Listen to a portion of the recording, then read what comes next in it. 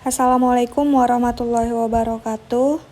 Baiklah, sebelumnya saya Putri Musdalifah dengan NIM H1B11986 akan menjawab soal UAS dengan mata kuliah Politik Lingkungan dan Sumber Daya Alam. Yang pertama, ada tipologi politik dan politik ekologi. Tipologi politik merupakan bagian dari politik lingkungan yang mempunyai definisi. Politik lingkungan adalah pengelolaan sumber daya alam lalu dibagi menjadi dua, yaitu antroposentris dan ekosentrisme. Antroposentrisme merupakan teori yang dimana kepentingan manusia yang paling utama, paling penting dan paling tinggi, sedangkan teori ekosentrisme merupakan teori lanjutan dari teori biosentrisme yang hanya memusatkan kepada kehidupan seluruhnya. Ekosentrisme memusatkan perhatian kepada seluruh komunitas yang hidup maupun yang tidak. Politik ekologi. Politik ekologi merupakan kajian politik yang termasuk dalam kajian politik lingkungan yang mempunyai tujuan untuk menjelaskan konflik lingkungan, khususnya konflik terkait pengetahuan, keadilan, dan tata kelola. Politik lingkungan dapat didefinisikan sebagai instrumen untuk memahami kompleksitas kepemilikan akses dan kontrol terhadap sumber daya dan dampaknya terhadap kesehatan lingkungan dan berkelanjutan.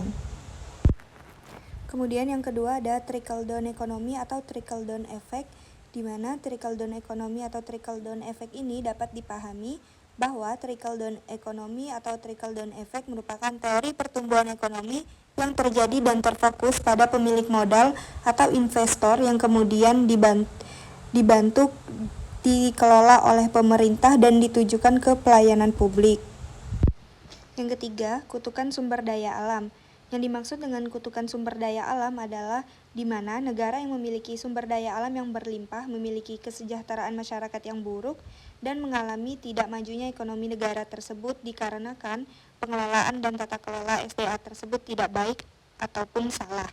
Kutukan akibat melimpahnya kekayaan alam itu terjadi ketika otoritas di daerah tersebut hanya mengandalkan pertumbuhan ekonomi dari sumber daya alam mentah tanpa industrialisasi untuk menghasilkan barang bernilai tambah. Yang keempat, ada hubungan oligarki politik dengan sumber daya alam. Bagaimanakah hubungannya? Hubungan oligarki politik dengan sumber daya alam di Indonesia, yaitu oligarki memiliki keinginan menyesuaikan dan mengamankan sumber daya alam yang dimiliki dan dibutuhkan serta memaksimalkan keuntungan di semua bidang yang menguntungkan bagi mereka dengan cara mengontrol masyarakat melalui kepemimpinan politik. Nah, kemudian oligarki merupakan bentuk kekuatan ekonomi dan struktur kekuasaan politik yang kemudian dipegang kelompok kecil atau beberapa orang dari masyarakat atas dasar kepentingan ekonomi politik yang mempunyai tujuan mengontrol dan menentukan kebijakan publik untuk memperbesar pengaruh maupun keuntungan finansial mereka. Kemudian oligarki dapat berbentuk keluarga, bisnis, dan politik. Akibatnya, oligarki masih mempunyai peran yang sangat menentukan dalam perpolitikan di Indonesia. Yang kelima, perbedaan antroposentrisme dan ekosentrisme. Antroposentrisme itu merupakan teori di mana kedudukan manusia paling tinggi dan hanya manusia yang mempunyai hak, kepentingan manusia di atas kepentingan segalanya. Segala sesuatu yang lain di alam hanya dinilai sebatas fungsinya untuk menunjang dan memenuhi kebutuhan manusia, sehingga melahirkan sikap dan perilaku manipulatif eksploitatif tanpa kepedulian sama sekali terhadap alam.